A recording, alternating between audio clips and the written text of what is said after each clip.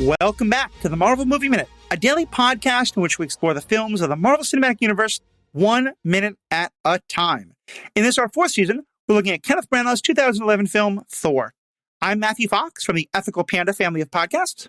And I'm Andy Nelson from the Next Real family of podcasts. And today we're talking about minute 65, which begins with Thor apologizing to Loki and ends with Loki failing to lift Mjølnir.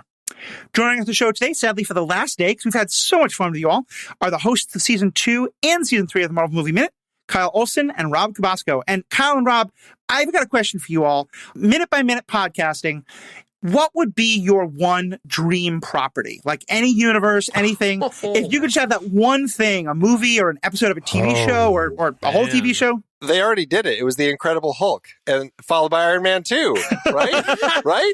Come on, guys. Come on. What's your next dream? What's your next dream? I mean, you're not wrong. You're not wrong. I say we've come to appreciate it at a different level as you're unlocking in your own heads now. Ooh. For me, I guess if I would do a minute by minute, it would probably be Scott Pilgrim. I think Scott Pilgrim is one of my favorite movies, and I feel it's just so dense. It's so layered with all these different visual things going on. I think it's one of the best comic book adaptations of all time. Okay, that's a good pick. I would say, you know what? I'd want to pick something either Pixar-y or Iron Giant. Yeah. Because I just think that there's a lot to discuss about the art of the Iron Giant, actually. Yes. Because that has it has 4, maybe 5 of my favorite cinema moments of all time. Mm. Oh man, the Iron Giant, piece by piece. Hold up. Kyle. We may have to think about this. A rivet by rivet podcast? Oh my God, dude. Hey. It's right up on my wall. Come on. Well, if nothing else, Matthew, what have you done? If nothing else, I've had people ask me to do an episode on the ethics of the Iron Giant. So I just think 2 people volunteered to be my guests for that episode. So I will contact you about scheduling. And we'll have all of that and more after this quick break.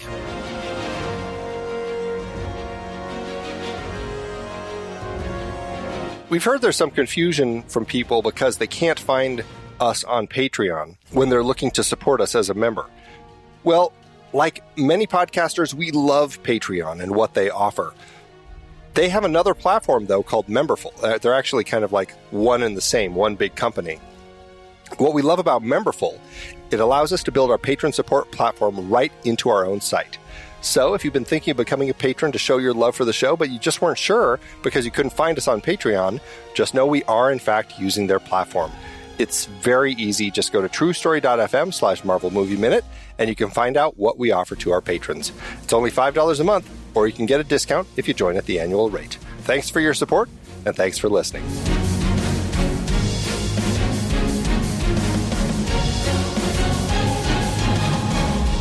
This is finally where Thor kind of gets in on the conversation a little bit as we continue what he was saying with the last minute when he ended the last minute with no, and he continues here, I am sorry.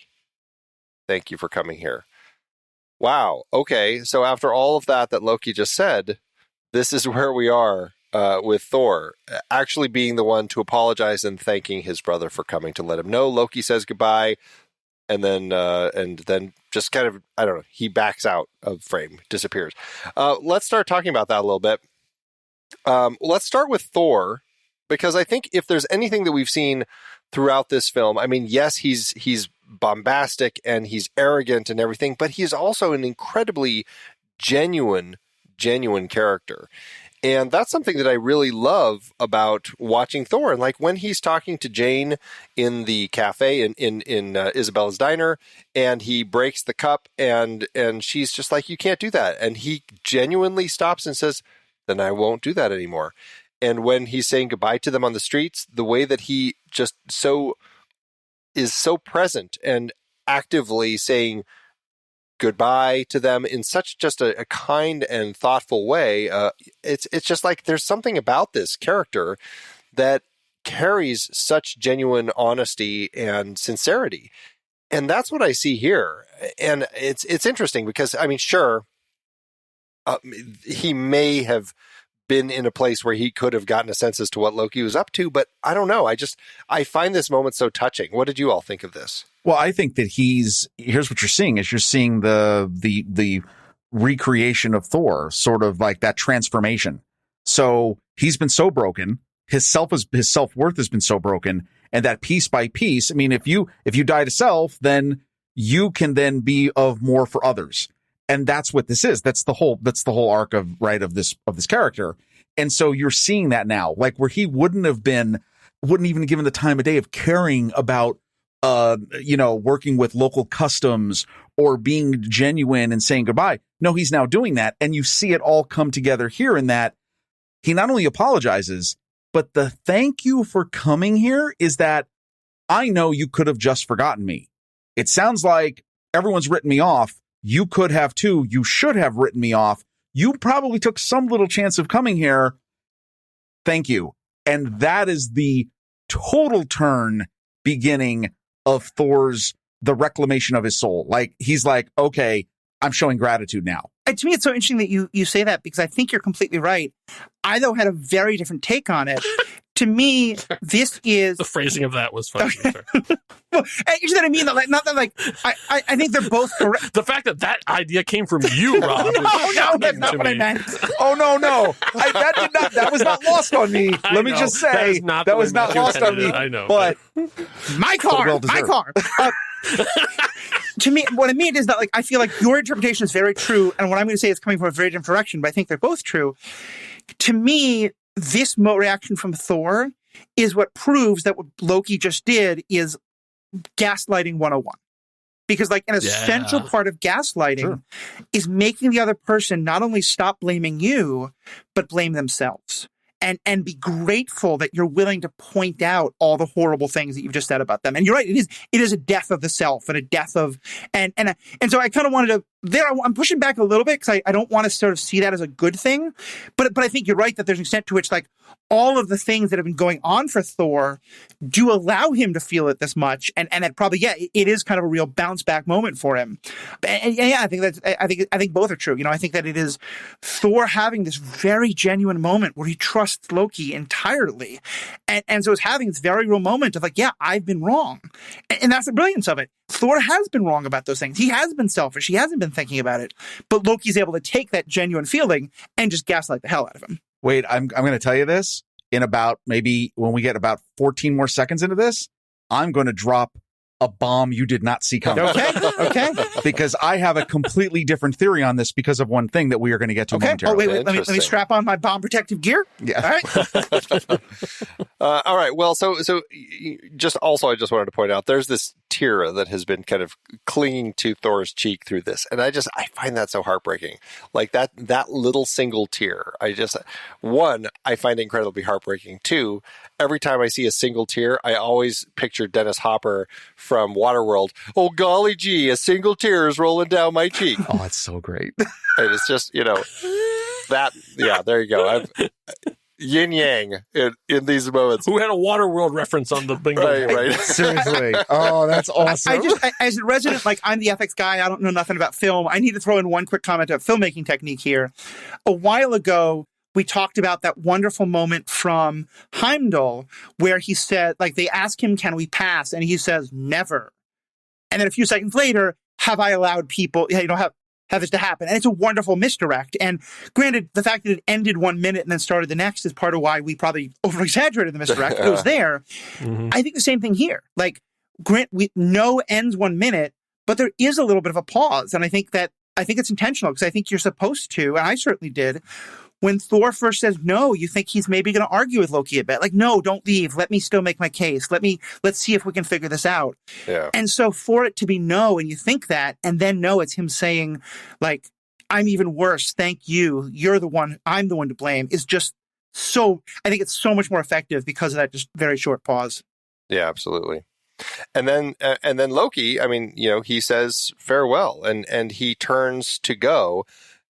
What is so great here is this shot we get of Loki where we see him from his back as he turns into camera, into kind of a close-up, extreme close-up of his face. And we just get this look on Loki's face.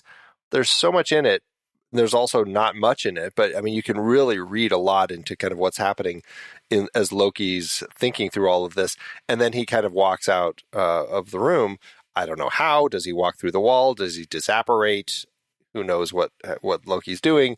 But regardless, the point is, this shot of his face is such a great shot of, one, it's just a great shot of Tom Hiddleston, but two, like, I don't know, I feel like this is the sort of shot that we get of Loki that is kind of so defining of him as a character. Did any of you get that from this shot? So here's my bomb. Oh, is this the bomb? Is this the moment? So what is missing from this face? The grin. The smirk. Mm-hmm. The grin. Oh. Yeah. Exactly. And why is that? Because there's a mirror. Because the door is a mirror. Literally, Thor could just be like, hey!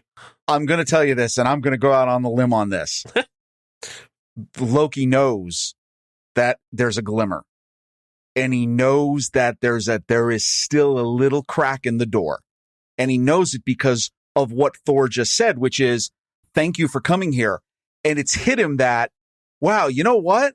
I've been trying to crush you, but actually, I think I'm actually going to be the instrument of what brings you back. Mm. And I really honestly think, because here's the deal, that's a smirk moment. That's Loki. That is clearly a smirk moment. And it doesn't happen because deep inside him, and I absolutely believe this is a directorial choice, deep inside Loki, he knows, yeah, maybe I have a role to play in this after all. Okay, so I admit, bomb has been dropped. And because I thought at first it hadn't, because I literally have written in my notes, why doesn't he smirk?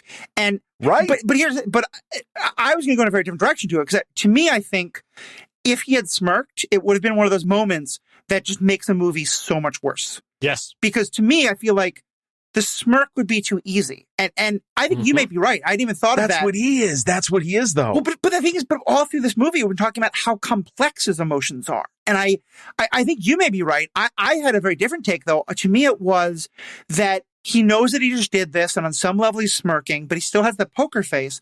But also that, I mean, he does love his brother. Like, and we've talked before that he feels kind of bad sometimes that Odin did this to him. And so to me, I think you may well be right. I think it also may be that on some level he's feeling not guilty, but a little sorry that like Thor is going to suffer this way, but also glad for it. So it might be all of it, but I definitely think like had he smirked, it would have been terrible. I think it would have been an awful shot.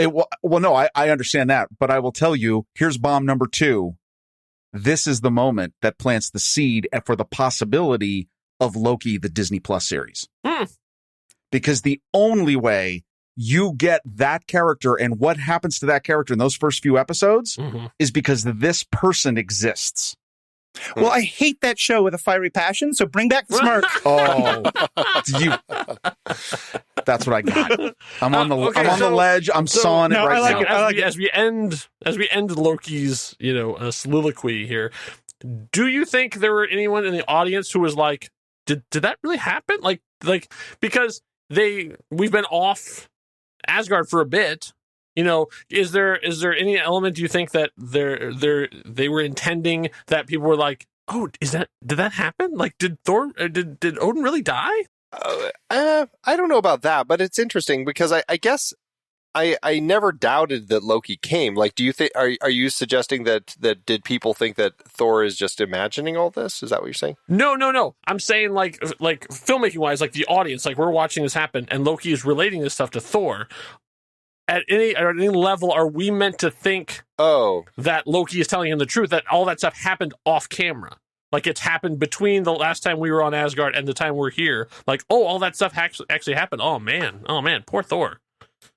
Or do you think we're always meant to be in on the joke with Loki? Yeah, I don't think so, because it feels very much like this is this character and the level of exaggeration that he's doing here. It always came across like he's purely just saying stuff and none of this is true. Because I mean, if Odin had died also as somebody who would be watching the movie, that's a moment that they show. But what if it's a bad movie? Because we all know movies where major events have happened off camera and you go, really? Here, perhaps I'm going to admit that I have absolutely no credentials to do a show like this. I 100% did believe that was true. But here's the thing, and here's where maybe it is partially a bad movie. Part of that is because part of that is, it's not that I thought it happened off screen. It's that I thought I misunderstood the Odin sleep. Because the Odin sleep was not like, when we do it minute by minute and break it all down, it makes sense. But I do think if you're watching the movie for the first time, you don't know any of the comics, you don't know any of this stuff, I think that's an easy mistake to make. And Right. so, like, maybe that's intentional, or maybe that's just like, to me, the more I watch it, the more I think that you are supposed to think that Loki is doing this all intentionally. But I would say, yeah, I definitely was the person in the audience who thought it was, or at least I was very confused. I was like, wait, is Odin dead? I thought he wasn't dead, but maybe he is dead. Yeah. Okay. I guess the thing that would have thrown me particularly would have been just specifically when he said, and Mother doesn't want you to come home. Like that to me was probably the one that was like, well, that would have been a little too far. True. Well, somehow Palpatine returned, so. Well, and Chewie died, and then he didn't. That's Oh right. my gosh! Wow, we're all over the place. It's Frigga's Day. All bets are off. If only someone had a Star Wars podcast you could come on to discuss those things with. That wouldn't be ethical. Shameless plug for both of my podcasts. Hey. Well done, Andy, back to you. Well, okay, so I mean, it's an interesting moment. We really have enjoyed this conversation between Thor and Loki over the last few days, and now Loki leaves, and he I don't know, he disappears. He walks through the wall. I don't exactly know what he does, but he does it in time. And what's interesting is as he leaves, like he's gone, and Thor finally says goodbye. What I love about that is, like when he says it, I kind of feel like this is really him honestly saying goodbye to his chance to ever come home. Mm-hmm. Like, I think there's a lot of weight in his goodbye. And then it's kind of broken by this goodbye gag because it happens as Coulson comes in, and then Coulson's like, goodbye, I just got back. Like this whole shtick. Wow. One of my least favorite comedy bits in the movie. It's a little better because it's Coulson, but still I'm like, ugh. See, this goes back to what we were talking about a couple of days ago, because I didn't think it was comedy at all. I thought it was illustrating that Loki is 100% in control of the situation. And that either because Loki is the one who's like, the minute I walk out, I will end the phone call, or that like I know exactly when Coulson's going to come back, and so that's exactly when I'm going to leave. Perfect timing. Yeah. Well, considering what we learn about Loki and mind control, like in subsequent stories, I think that there could be something with that, Mm-hmm. All right. So again, Thor's not speaking much. Coulson comes back. I mean, he's walking in. Does he see Thor talking? Is he recognizing that this person on the other side of the glass is like just kind of talking to himself and mumbling and crying all by himself? I know. Now seeing it like this, it makes me think that there's a cone of silence. Like basically that the Loki has been keeping the two of them just having their own private conversation, and all the video cameras and everything are just seeing Thor just sitting sadly. But then when he leaves, then it goes away, so that's why Coulson hears the goodbye. So Loki has like it's kind of like the video loop in Speed, and he's got a little loop of Thor sitting in the chair just kind of playing for everybody to watch. Yeah. Okay. Seems like there's a D&D spell of that. I can't remember what it's called now, but I'm sure there's something, yeah. Yeah. I would have taken it as that maybe either A, Loki is kind of projecting this whole thing into Thor's head, or I think until what happens 15 seconds later, it might have been possible to think that maybe Thor is making all this up, that maybe this is Thor's guilt talking. And that's why I think the moment we're going to get to later, where Loki stops to try the hammer, is very important for Loki, but also is just kind of a nice way of saying, like, no, this did really happen. Loki is physically in that space. Going back to kind of a point we brought up earlier about like, why is Loki wearing this outfit? That is something that made me think, is Loki really here, or is this all in Thor's head? Because why would Loki ever appear like wearing Midgardian garb, and because we've never seen him do that before. I mean, we've never seen him leave the planet before, but still, this idea just made me think that, well, maybe it is in Thor's head because maybe he's just imagining a particular agent who happens to be here is actually Loki, and he's having this conversation in his head.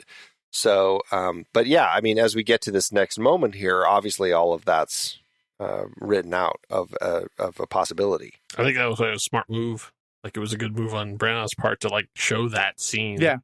So people knew, like, oh no, it happened. Yeah. Like it wasn't like a weird dream thing. And speaking of that scene, what happens is we go to the Hammer containment cube. We see the agents standing guard. We see all sorts of S.H.I.E.L.D. scientists working on trying to figure out what to do with this hammer.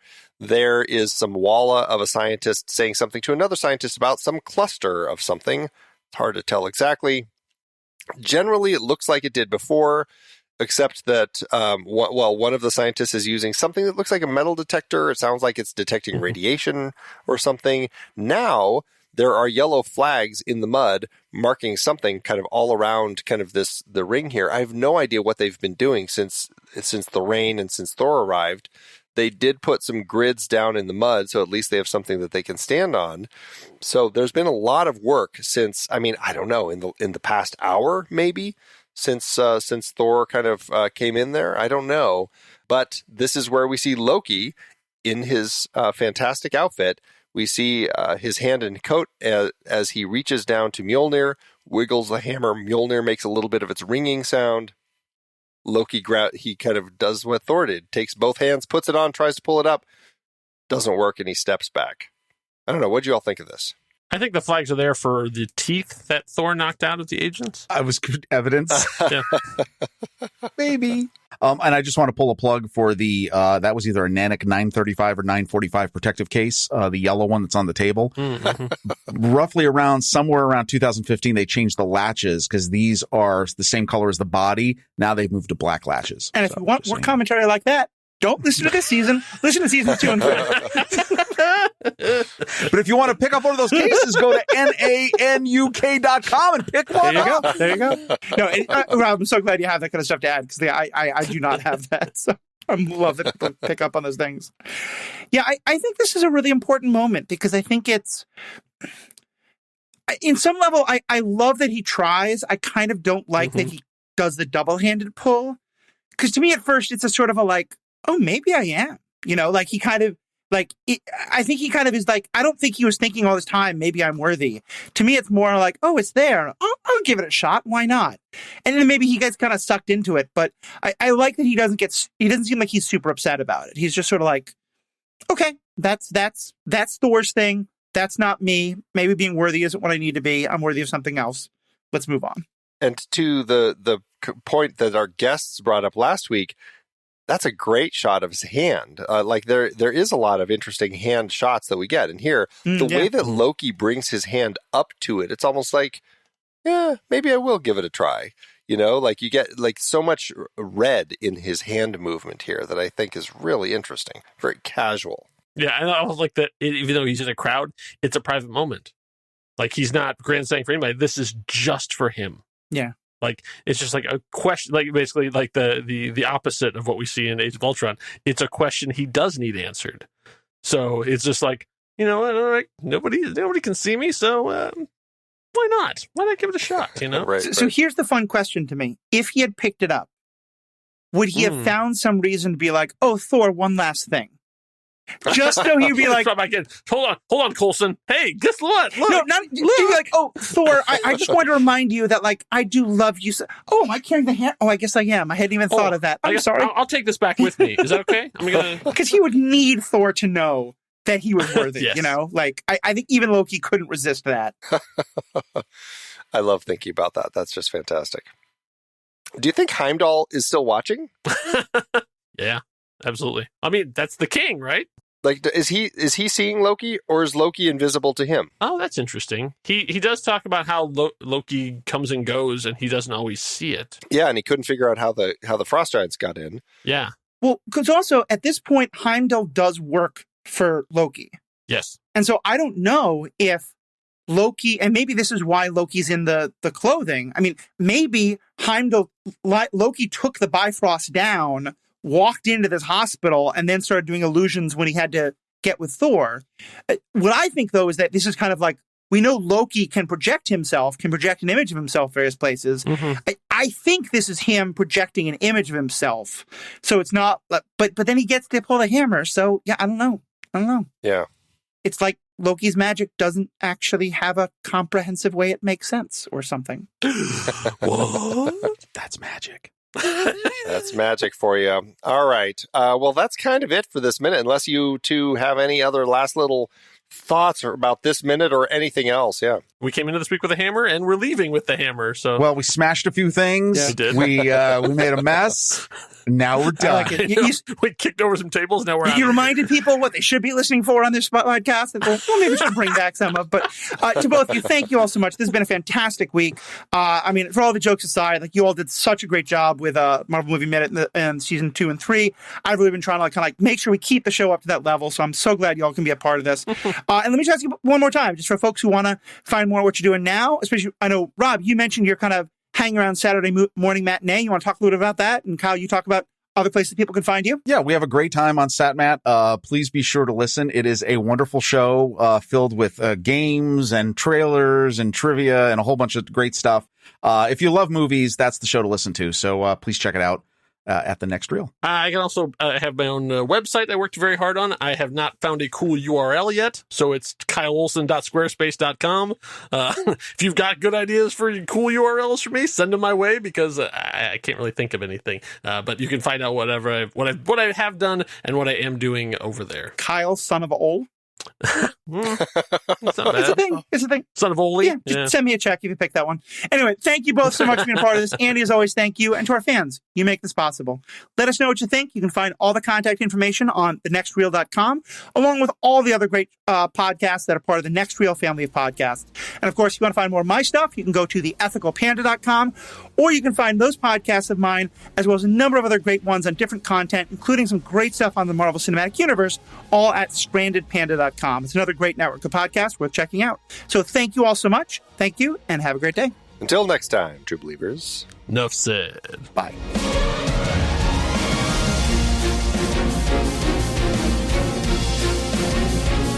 Marvel Movie Minute is a production of True Story FM, engineering by Andy Nelson.